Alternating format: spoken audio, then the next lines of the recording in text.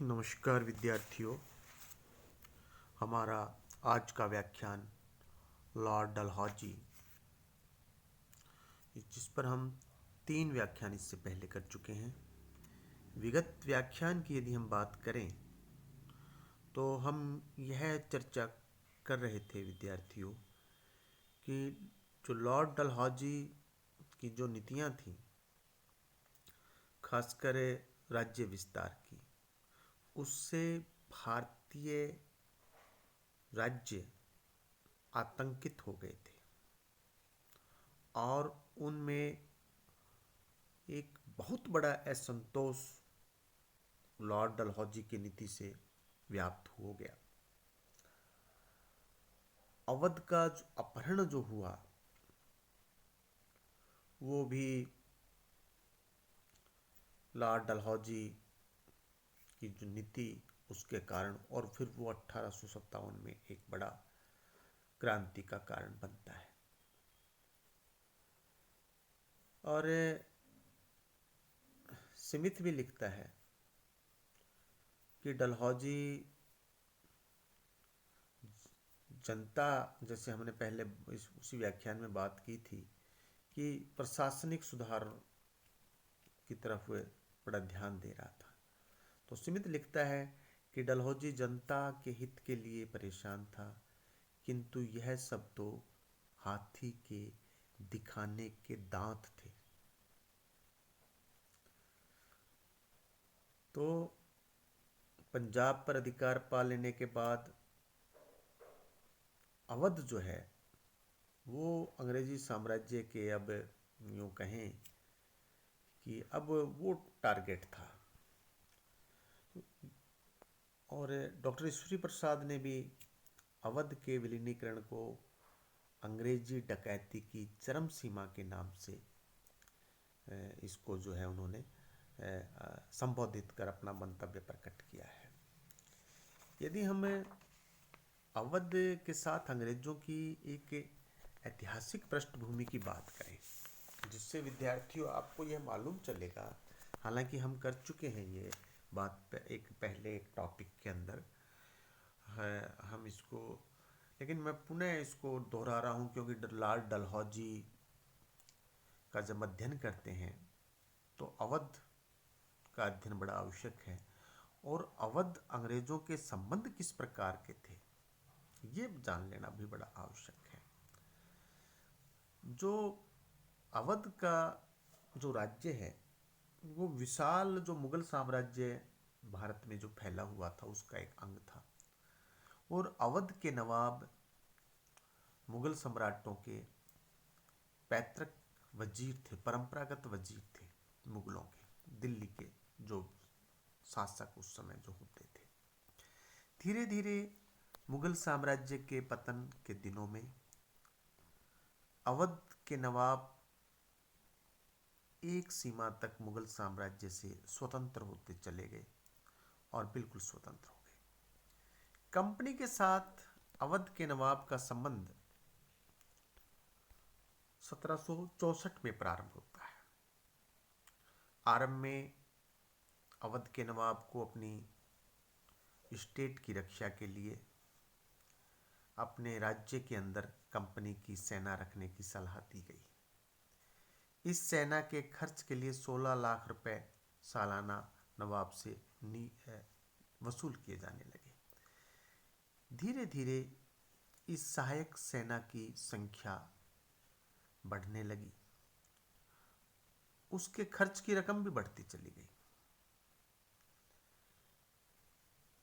इस यहाँ ये जो विशाल सेना जो रखी गई के खर्च के लिए रुहेलखंड और दोआब का पूरा हिस्सा, जिसकी बचत उस समय सालाना 2 करोड़ रुपए थी, अंग्रेजों ने नवाब से उसको ले लिया।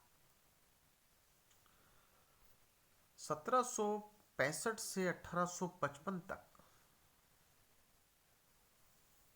ये जो एक बहुत लंबा काल है विद्यार्थियों, लगभग 90 साल का, अवध ने अंग्रेजों की कठिनाइयों के समय बड़ी सहायता की। यूँ कहें कि एक कामधेनु गाय की तरह सहायता दी। ये बात लिखी है प्रोफेसर दिवाकर ने। जैसे कामधेनु गाय का यह तात्पर्य है विद्यार्थियों की जब भी आवश्यकता होगी वो आपकी मन की इच्छाओं की पूर्ति करेगी। अंग्रेजों को जब भी धन की आवश्यकता हुई अवध से उनको धन मिला। और प्रोफेसर दिवाकर लिखते हैं कि अवध अंग्रेजों का एक स्वर्ण भंडार बन गया, स्वर्ण कोष बन गया। एक मित्र के रूप में अवध का सहयोग अंग्रेज कभी नहीं भुला सकेंगे। लेकिन अवध के नवाब की दृढ़ शक्ति भी अंग्रेजों की धन लोलुपता को नहीं ढक सकी। थोड़े थोड़े समय पर कुशासन का आरोप लगाकर अंग्रेज हर नए नवाब को अधिक अपना गुलाम बनाते चले गए। एक ये शब्द विद्यार्थियों गुलाम प्रयोग में मुझे लेना पड़ रहा है। तो यदि हम यूँ कहते कि अपने अधीन करते चले गए, क्योंकि अंततः तो गुलाम हो ही जाते हैं, उनके अधीन करते चले गए। हर बड़े युद्ध के समय अंग्रेज अवध से कर्ज कर लाखों रुपया लेते गए, फिर कुशासन का दोष लगाकर उस रकम को बराबर कर देते थे। क्लाइव ने कड़ा, इलाहाबाद छीन लिया। देखिए आप कैसे उनके एरिया जो है कम किए जा रहे हैं। रुहेलखंड दो आप पहले ले लिए, अब क्लाइव ने कड़ा और इलाहाबाद ये जिले, ये एरिया जो है उनसे ले लिया। हेस्टिंग्स आया, उसने बनारस को दबा लिया। वेलेजली ने रुहेलखंड को हड़प लिया। यहाँ तक कि बेंटिक ने भी चेतावनी दी थी कि यदि व्यवस्था नहीं सुधारी गई तो कर्नाटक और तंजौर की तरह अवध के नवाब को भी पेंशन पर भेज दिया जाएगा। बहुत बड़ी धमकी विद्यार्थियों, ये वेलेजली की तरफ से अवध के नवाबों को। लॉर्ड वेलेजली के समय यानी कि 1801 में अवध के नवाब और ईस्ट इंडिया कंपनी के बीच एक नई संधि हुई, जिसके तहत अंग्रेजों ने वायदा किया कि नवाब का बाकी सब राज्य पीढ़ी दर पीढ़ी नवाब के शासन में कायम रहेगा और अंग्रेज उसमें किसी भी प्रकार का हस्तक्षेप नहीं करेंगे।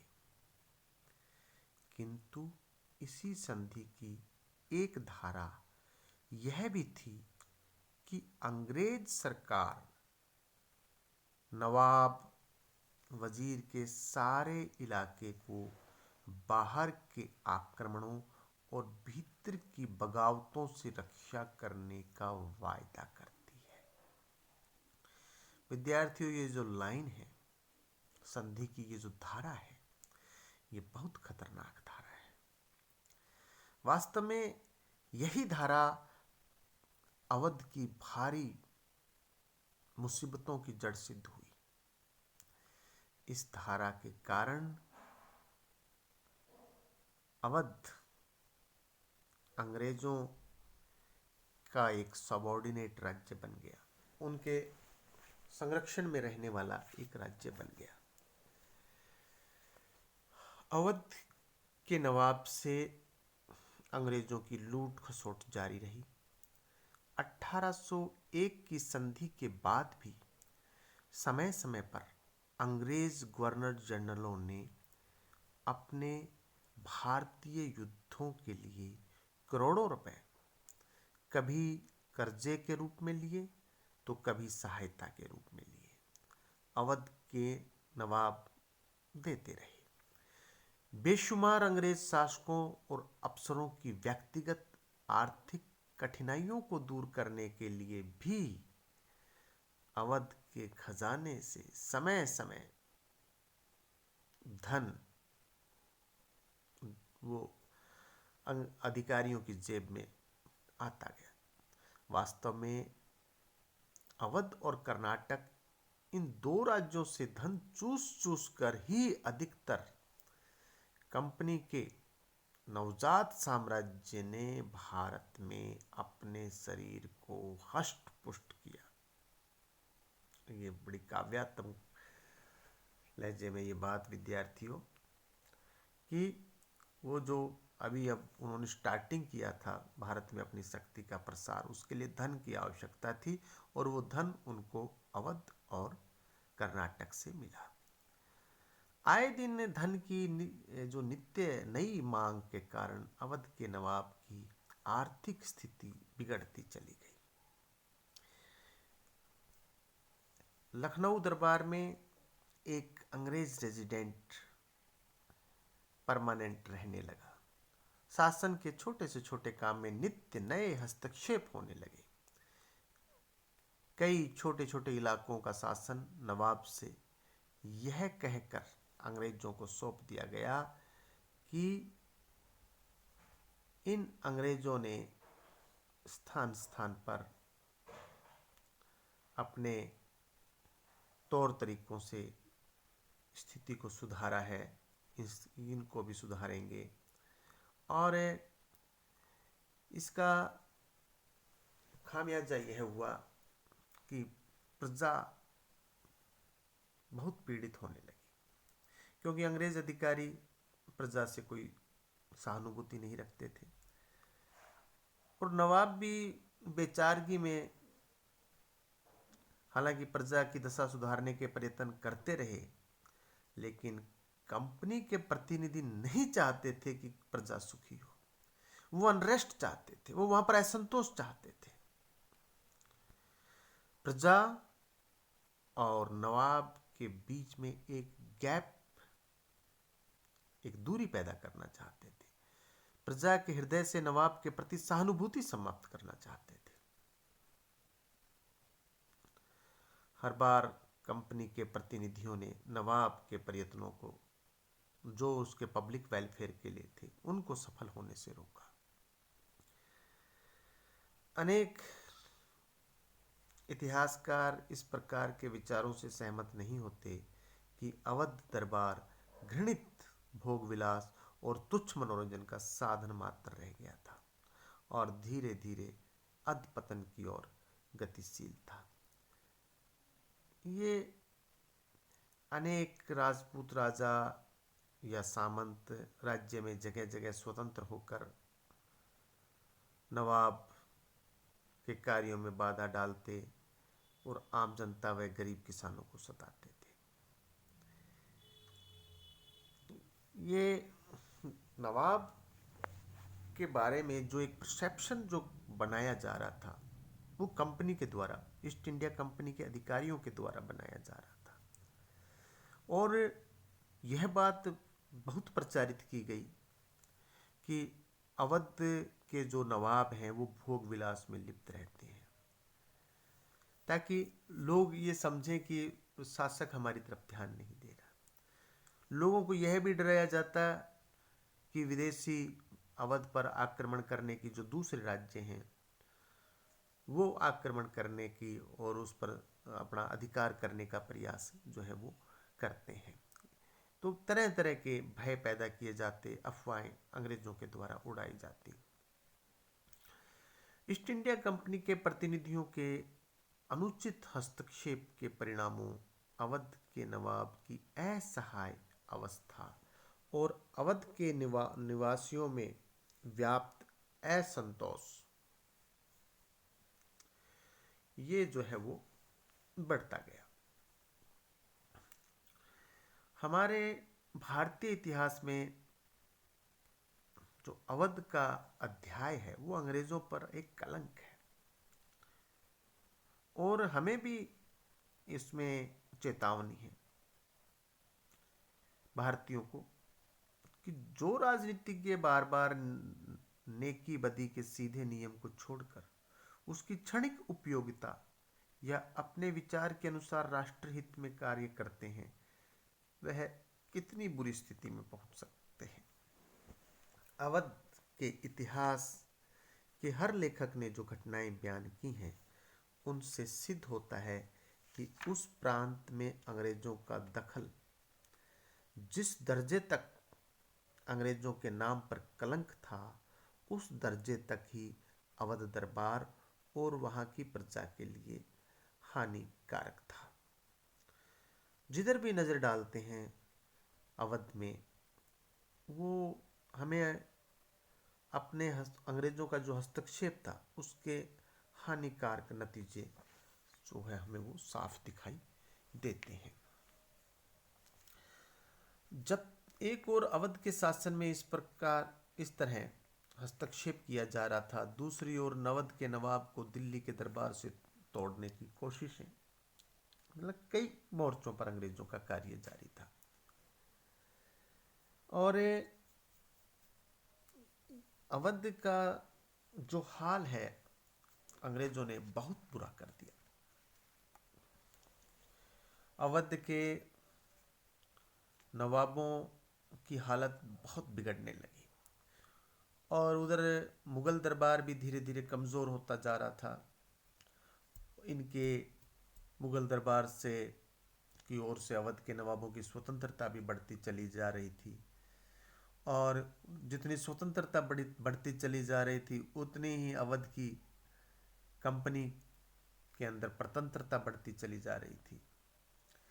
तो ये हालात वहाँ पर बहुत बुरी तरह था। नवाब पर बार बार इल्ज़ाम लगाया जाने लगा कि आपका राज्य प्रबंधन ठीक नहीं है, प्रजा असंतुष्ट है। वास्तव में जो कुछ भी मिसमैनेजमेंट था, कुप्रबंधन था, असंतोष था, वो उस अवध में मौजूद था, लेकिन वह अंग्रेजों के द्वारा क्रिएट किया हुआ था। और 1837 ईस्वी में इसी माहौल में एक और नई संधि अवध के नवाब के साथ कंपनी ने की, जिसमें उनका शिकंजा और अधिक जकड़ा गया। इस संधि में यह व्यवस्था कर दी गई कि कुशासन की अवस्था में अंग्रेज अवध का शासन प्रबंध अपने हाथ में ले सकेंगे। बहुत डेंजरस, यानी कि अवध का नवाब जो है उसके पास में नाम मात्र का शासन प्रबंध भी नहीं रहेगा। लॉर्ड विलियम बेंटिंग, जिसका समय 1828 से 36 तक रहा है, जनता के कल्याण के नाम पर नवाब को यह धमकी दे चुका था कि उसे राज्य बंदी बना दिया जाएगा, यानी कि एक नज़र वो जो कैद जैसी स्थिति होती है अपने घर के अंदर, वो कर दिया जाएगा। और लॉर्ड ऑकलैंड ने 1837 ईस्वी में इस संधि की एक संधि की धारा के अनुसार 16 लाख रुपए सालाना व्यय की जो है एक और सालाना जो व्यय है उन पर थोप दिया। 1837 की यह संधि इतनी अन्यायपूर्ण और अनुपयुक्त थी कि कंपनी के अध्यक्ष मंडल ने इसे ठुकरा दिया, लेकिन लॉर्ड ऑकलैंड ने इसकी सूचना नवाब को नहीं दी और अपने लाभ के लिए कंपनी का गवर्नर जनरल एक प्रतिष्ठित पद पर बैठकर इतना फरेब वो है करता रहा और नवाब तथा स्वयं अपनी सरकार को धोखा देता रहा। इसके बाद तो प्राय हर गवर्नर जनरल अवध को चेतावनी देता रहा। ऐसा प्रतीत होता है कि अवध को हड़प जाने की प्रक्रिया एक सुनियोजित नीति की जो है उन अंग्रेजों की बन गई थी। तो विद्यार्थियों, इस व्याख्यान के माध्यम से मैं आपको यह स्पष्ट करना चाहता था, हालांकि पहले हमने अवध को पढ़ा है इसलिए मैंने बहुत डिटेल नहीं किया, लेकिन इतना स्पष्ट आपके हो जाना चाहिए कि अवध ने जब से वो अंग्रेजों के संपर्क में अवध आया तब से लेकर के 1764-65 से लेकर के, और जब अंग्रेजों ने पूर्णतया उसको अपना निवाला बना लिया, अवध ने कभी बगावत नहीं की। अवध के नवाब ने कभी अंग्रेजों के खिलाफ काम नहीं किया। अवध के नवाब ने ईस्ट इंडिया कंपनी को जब उस कंपनी ने धन चाहा उसको धन मुहैया करवाया, कर्ज के रूप में, सहायता के रूप में, और वो रिफंड भी नहीं हुआ। इतना ही नहीं, ईस्ट इंडिया कंपनी के जो बड़े अधिकारी थे, वो अधिकारी अपनी निजी आवश्यकताओं के लिए भी वहाँ से अवध के नवाब से धन वसूलते थे। उसको रिश्वत कह लिया जाए या भेंट कह लिया जाए, कुछ भी कह लिया जाए, वो उससे प्राप्त करते थे। छोटे कर्मचारी भी नजराना प्राप्त करते थे।